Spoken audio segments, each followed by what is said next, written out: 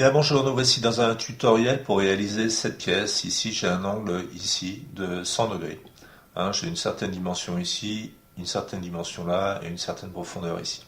Alors, pour réaliser une telle pièce, il y a deux possibilités. Soit je commence par tracer une arête ici, une autre arête, et ensuite je donne de la profondeur.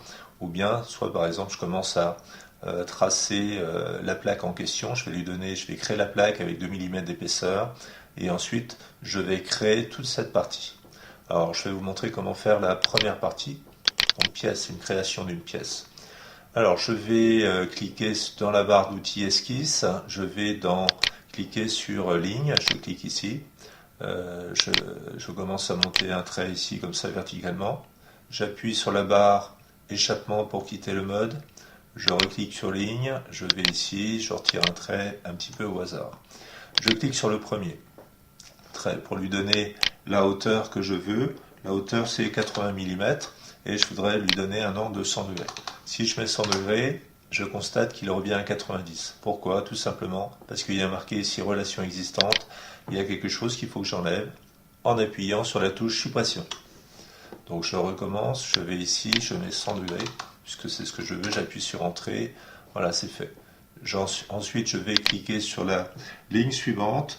Ici, je veux 60 mm. Toutes les dimensions sont en millimètres. Je fais OK. Mon esquisse est créée. Une fois que mon esquisse est créée, je vais pouvoir créer le volume. Pour ça, j'utilise la barre d'outils, tôlerie qui se trouve là. Donc, je clique sur tôlerie. Ici, il me propose 10 mm de profondeur. Moi, je veux 100 mm, donc je vais enlever ça, je vais mettre 100. Et puis, ici, j'ai l'épaisseur de ma plaque. Alors, si c'est une plaque de 3 mm, vous mettez 3 et vous validez. Voilà. Ici, c'est un petit outil qui est pratique. Zoom au mieux, il vous ramène à chaque fois la pièce là. L'outil ici, bien sûr, c'est pour tourner, comme on le souhaite. Et ici, c'est pour faire une translation, simplement comme ça, sans le faire tourner. Supposons que l'on souhaite modifier quelque chose. Je retourne ici, clic droit. Là, il y a deux outils qui servent, que deux. Soit celui-là, soit celui-là. Éditer l'esquisse, éditer la fonction. Éditer l'esquisse, c'est pour changer les deux traits que j'ai mis tout à l'heure. Éditer la fonction, c'est pour la profondeur que j'ai mise tout à l'heure. Éditer l'esquisse. Si je veux modifier quelque chose, je peux le faire ici. Je peux modifier la longueur, je peux modifier l'angle. Si je mets 10 degrés d'angle. Alors, donc c'est la même chose. Là, j'ai quelque chose qui est contraint ici. Si je veux mettre 10 degrés d'angle, voilà, bon, je vais remettre à 0 puisque c'est la pièce que je veux faire. OK. Je fais OK et ensuite pour refaire la totalité, j'appuie sur le petit feu vert qui me recrée toute ma pièce.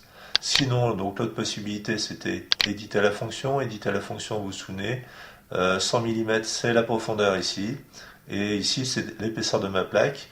Et bien, si je veux changer l'épaisseur de ma plaque, donc je clique ici et puis je mets par exemple 2 mm. Le reste, vous ne changez rien, ça correspond à la courbure ici du pliage, on n'a pas y touché. Voilà. Voilà, merci.